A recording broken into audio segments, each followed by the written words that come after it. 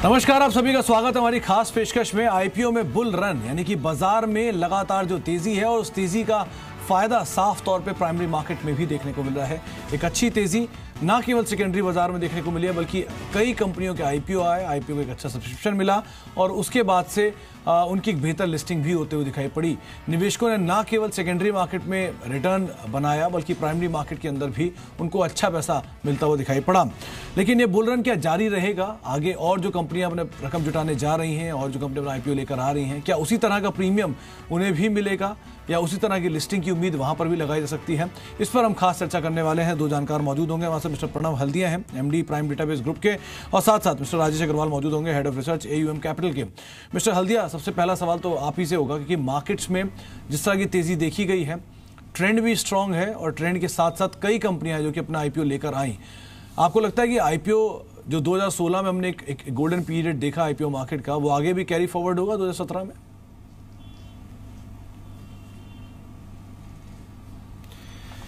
जी, पिछले 2 साल अगर हम देखें 2016-17 और उसके पहले 2015-16 भी, तो ये आईपीओ मार्केट के लिए काफी अच्छे रहे हैं। पिछले साल हमने देखा है करीबन 25 कंपनियां आई थी मेन बोर्ड में एंड टोटल अमाउंट करीबन 28,000 करोड़ रेज हुआ है, which is the third highest ever. तो आईपीओ मार्केट आपने जैसे आप बोल रहे थे कि काफी देखने को मिल रहा है कि नई कंपनियां आ रही हैं, नए सेक्टर से आ रही हैं, गवर्नमेंट की कंपनियां भी आ रही हैं।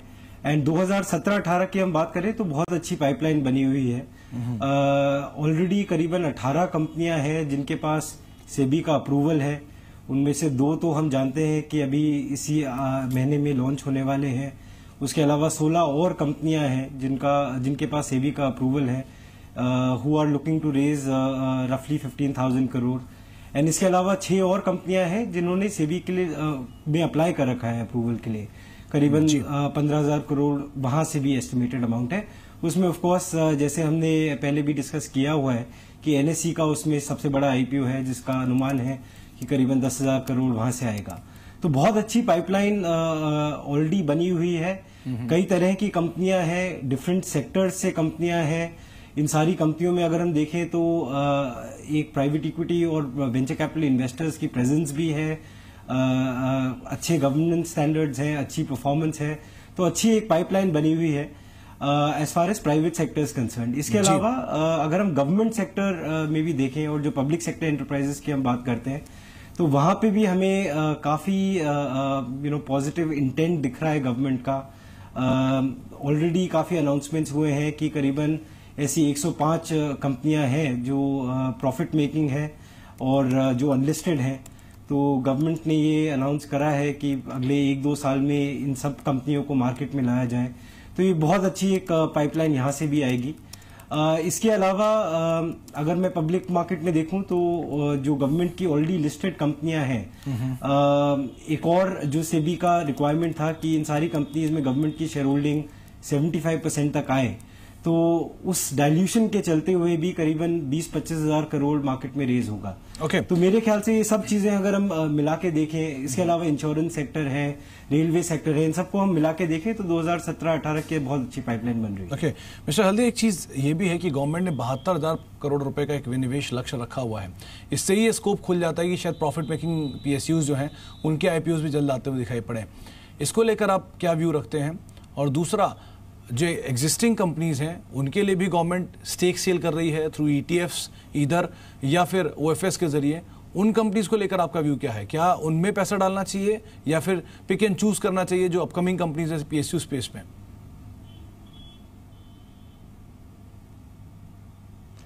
देखिए, जैसे मैंने कहा कि गवर्नमेंट का जो डाइवेस्टमेंट प्रोग्राम है उसमें आप 3-4 डिफरेंट चीजें देख सकते हैं।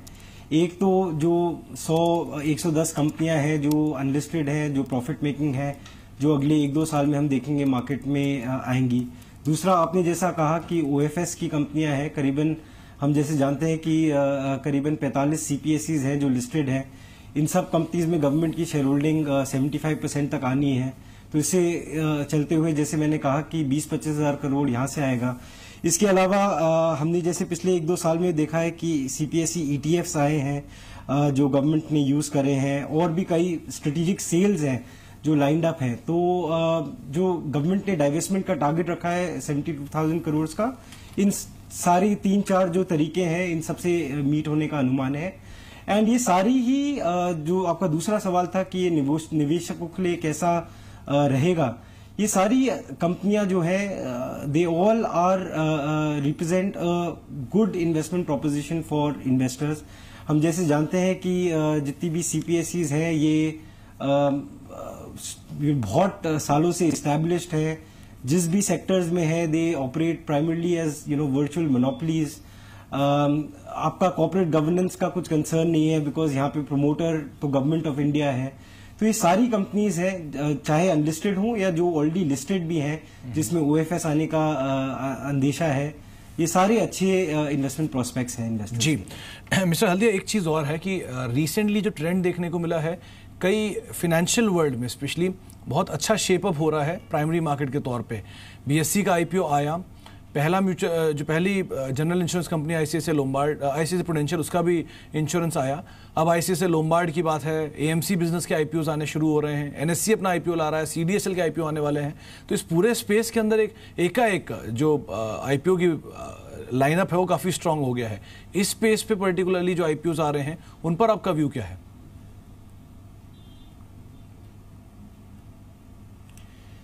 देखिए, आपने एकदम सही कहा है कि इन सारे सेक्टर से अब हम आईपीओज पिछले हमने 1-2 साल में देखे हैं और अभी अच्छी पाइपलाइन भी है। और ये एक तरह से अगर मैं पिछले 3 साल के आईपीओज देखूं तो एक नई चीज देखने को मिल रही है कि काफी नए सेक्टर्स, जैसे आपको याद होगा कि 2014 में काफी हेल्थ केयर सेक्टर से कंपनीज आई थी और लिस्ट हुई थी। और अभी हम जैसे आपने बताया कि इंश्योरेंस कंपनीज हम देख रहे हैं, life insurance, general insurance, mutual funds, stock exchanges, depositories. तो ये बहुत अच्छा साइन है बिकॉज अगर इन सारी कंपनीज में हम देखें तो ये सारी कंजम्पशन स्टोरी जो है इंडिया की उसी से लिंक्ड है, बिकॉज ये सारी कैपिटल मार्केट से रिलेटेड है। और जैसे हम देख रहे हैं कि इन्वेस्टमेंट बढ़ रहा है इंडियन कैपिटल मार्केट्स में रिटेल इन्वेस्टर्स का, तो ये सब कंपनीज उसी तरह से बढ़िया परफॉर्म भी करेंगी। So all of them represent a good investment proposition. Okay, crucial हो जाता है सर, क्योंकि जो भी रिटेल इन्वेस्टर है उनके लिए एक ही चीज़ होती है कि उन्हें कोई ऐसा आईपीओ चाहिए जो कि टीसीएस हो या फिर मारुति हो या फिर ओएनजीसी हो, क्योंकि इनके आईपीओ 2014 में आए या फिर 2004 में आए। इतने कम टाइम में इन्होंने इतनी पूंजी बना दी। मिसाल के तौर पर मारुति को देखिए, हाल में आईपीओ आया, बहुत ज़्यादा समय नहीं हुआ, 8 से 10 साल इसमें वेट किया और शेयर मल्टीपल टाइम्स बढ़ चुका है। टीसीएस की मिसाल के तौर पे अच्छा बोनस, डिविडेंड, स्प्लिट जैसे कई सारे ट्रैक रिकॉर्ड रहे हैं। इस तरह की कोई कंपनी आपको लगती है कि हाँ, अगर इनमें इतना टाइम दिया जाए, इतना पोटेंशियल दिया जाए तो है काफ़ी ज़्यादा इसमें ग्रोथ अपॉर्चुनिटी और अच्छा पैसा बन सकता है निवेशकों का?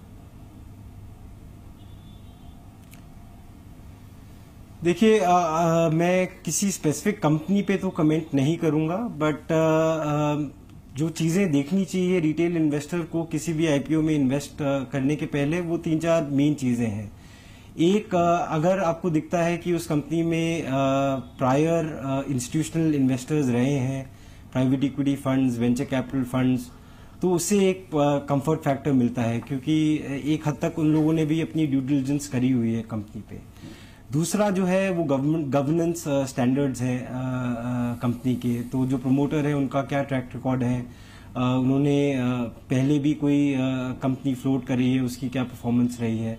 एंड थर्ड, ऑफ कोर्स, कौन से सेक्टर में कंपनी ऑपरेट कर रही है और उसकी फाइनेंशियल परफॉर्मेंस पिछले सालों में कैसी रही है।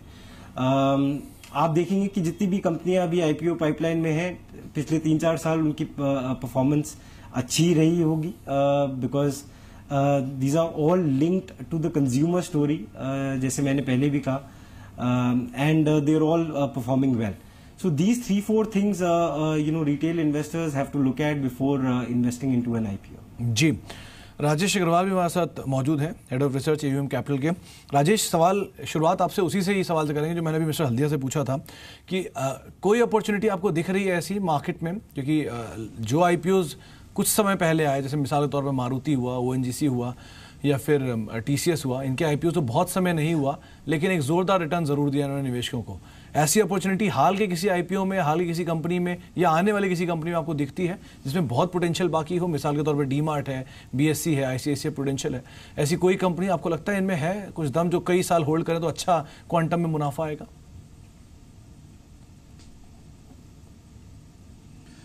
सुमित, पिछले दिनों जो IPO आए उनकी बात कर रहे हैं आप? या तो वो या आने वाले दोनों। ओके, अगर पिछले दिने जो IPO आए उनकी बात करूं तो देखिए DMart वगैरह जो इसका नाम आपने लिया है बहुत अच्छा रिटर्न दिया, बावजूद इसके कि अगर आप दूसरी रिटेल कंपनियों से उसे कंपेयर करें तो फंडामेंटल्स बहुत हाई नज़र आएंगे, वैल्यूएशन बहुत हाई नज़र आएंगे, लेकिन बावजूद उसके अच्छा रिटर्न दिया है। बट आगे आने वाले दिनों में अगर होल्ड करना हो अच्छे रिटर्न के लिए, स्टेबल रिटर्न के लिए, जहाँ की ये लगता हो कि प्रमोटर्स भी अच्छे हैं अच्छी इंडस्ट्री में, तो मैं समझता हूँ एक तो ICICI प्रूडेंशियल का हो सकता है जिसमें आप लंबी अवधि के लिए खरीदारी बाजार से भी कर सकते हैं। दूसरे आपके BSC का है जिसमें बहुत अच्छे प्रोस्पेक्ट्स नजर आते हैं, और तीसरे हुडको का है जो हाल फिलहाल में आया था। तो ये 3 ऐसी IPOs जो निकल गए हैं, माने हो चुके हैं, उसमें मुझे लगता है कि फंडामेंटली अभी भी स्ट्रांग है, प्रमोटर बैकग्राउंड स्ट्रांग है, अच्छी इंडस्ट्री को बिलोंग करते हैं और ग्रोथ प्रोस्पेक्ट्स भी बहुत अच्छे हैं। तो मुझे लगता है कि ये 3 कंपनियां जो बहुत ही हाल की IPOs हैं उसमें आप बने रह सकते हैं आने वाले समय 2-3 साल के लिए। ओके राजेश, एक व्यू आपका जनरल भी चाहेंगे IPO मार्केट को लेकर, क्योंकि जिस तरह की क्वालिटी ऑफ IPOs आ रहे हैं, आप मिसाल में BSC को ही देख लें, हडको को देख लें, रिसेंटली NBCC को देख लें, बहुत समय नहीं हुआ इस IPO को भी। इस तरह की कंपनियों की जो क्वालिटी ऑफ कंपनीज है वो काफ़ी इंप्रूव हुई हैं, आप ऐसा मानते हैं? दूसरी चीज़, क्या गोइंग फॉरवर्ड भी सेम ट्रेंड मेंटेन रहेगा? इस तरह की कंपनियां ही बाजार में आएंगी, अप्रोच करेंगी, और वो जो नॉन लिस्टेड प्लेयर्स हैं या जो अब तक नहीं बाजार पे आए हैं वो अप्रोच कर सकते हैं और एक अच्छी क्वालिटी पेपर जो है वो रिटेलर्स को मिलेगा? देखिए, ये कहना मुश्किल है कि जो भी IPO आएंगे वो क्वालिटी के ही होंगे, क्योंकि अक्सर ऐसा देखा गया है कि जब बाजार इस तरह की तेज़ी में आता है तो कई ऐसे IPO भी बाज़ार में आ जाते हैं जिसको फंडामेंटली नहीं आने चाहिए थे या बहुत हाई प्राइस में आए थे।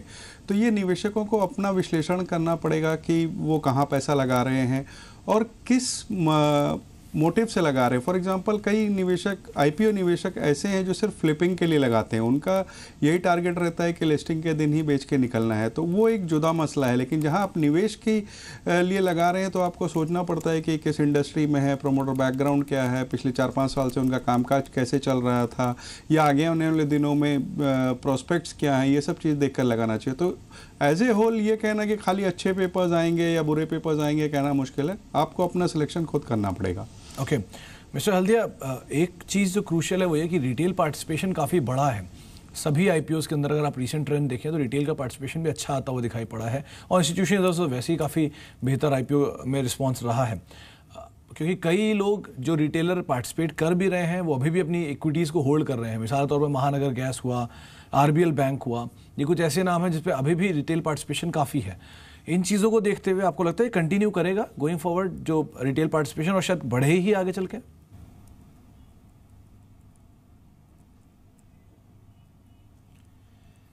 हाँ, आपने सही बोला। पिछले जितने भी IPOs आए हैं हम वापस देख रहे हैं कि रिटेल इन्वेस्टर्स IPO मार्केट में इन्वेस्ट कर रहे हैं।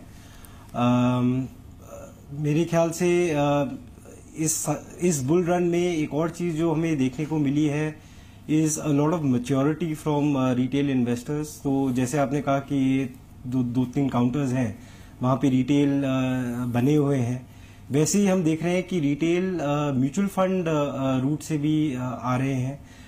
SIP फ्लोज अगर हम देखें वो ऑल टाइम हाई पे है, और काफ़ी रिटेल इन्वेस्टर्स ने ये भी एक चीज़ सीखी है कि डायरेक्टली स्टॉक में इन्वेस्ट करना खतरे का काम है, क्योंकि उनके पास ना टाइम ना अंडरस्टैंडिंग है। तो it is always better to go through the mutual fund root.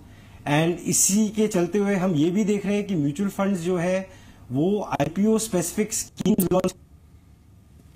जी, चलिए, संपर्क टूटा है, बातचीत करेंगे दोबारा मिस्टर हल्दिया से। लेकिन राजेश, एक चीज़ और आपसे जानना चाहेंगे, क्योंकि अगर पिछले ट्रेंड को उठा के देखें, पिछले कुछ कंपनीज को देखें, तो ऐसी बहुत कंपनीज हैं। पीएनबी हाउसिंग फाइनेंस हुआ, एडवांस एंजाइम हुआ, आरबीएल बैंक, महानगर गैस, एवेन्यू सुपरमार्ट, बीएससी, ये सभी वो कंपनियां हैं जिनकी अच्छी लिस्टिंग हुई, अच्छे गेन्स आए, उसके बाद रिटेल निवेशकों को फायदा ही पहुंचाया।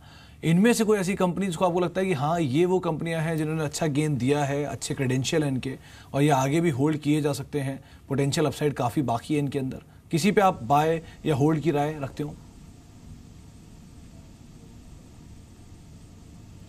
देखिए, ऐसे 3-4 कंपनियां हैं जो हाल फिलहाल के आईपीओ में जिसमें अभी भी हम बाय की कॉल दे रहे हैं, और जो बने हुए हैं वो बने रह सकते हैं। एक तो जैसे हम थोड़ी देर पहले बोले थे, पोटेंशियल आईसीआईसीआई का रहेगा, दूसरा बीएससी का रहेगा, तीसरा आरबीएल बैंक का रहेगा। तो ये सब कुछ एक नाम है जहां हमें लगते हैं कि प्रॉस्पेक्ट्स अभी भी बने हुए हैं।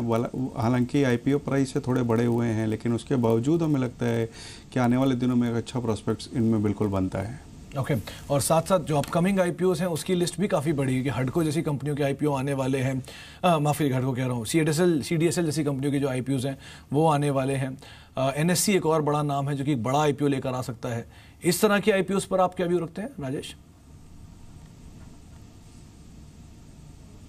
देखिए, जैसे हम बता रहे थे कि चुनिंदा आईपीओ अच्छे हैं, परफॉर्म करेंगे, जिसमें अभी आप नाम चुनाएं। एनएससी अपने आप में एक अच्छा आईपीओ साबित हो सकता है। एक वहाँ बिल्कुल निवेश करना चाहिए, एग्रेसिवली मैं कहूँगा कि वहाँ अप्लाई करनी चाहिए। दूसरा, सीडीएसएल में एग्रेसिव अप्लाइकेशन करना चाहिए। तीसरा, एयू फाइनेंसर्स का आने वाला है। डेट हालांकि अभी अनाउंस नहीं हुई है, बट ऐसा हमारा अनुमान है कि बहुत जल्दी आ जाएगा। चौथा, भारत रोडवेज का आने वाला है। तो मुझे लगता है कि ये सब कुछ एक आईपीओ है जहाँ के प्रोस्पेक्ट्स बहुत अच्छे हैं, वहाँ बिल्कुल निवेश करना चाहिए। चलिए, तो आपने कुछ सूची सुनी जिसमें निवेश किया जा सकता है, कुछ सूची सुनी जो कि लिस्ट हो चुके हैं, अच्छा गेन दे चुके हैं और आगे भी इनमें तेजी जारी रह सकती है, अच्छे एवेन्यूज दिखाई पड़ रहे हैं।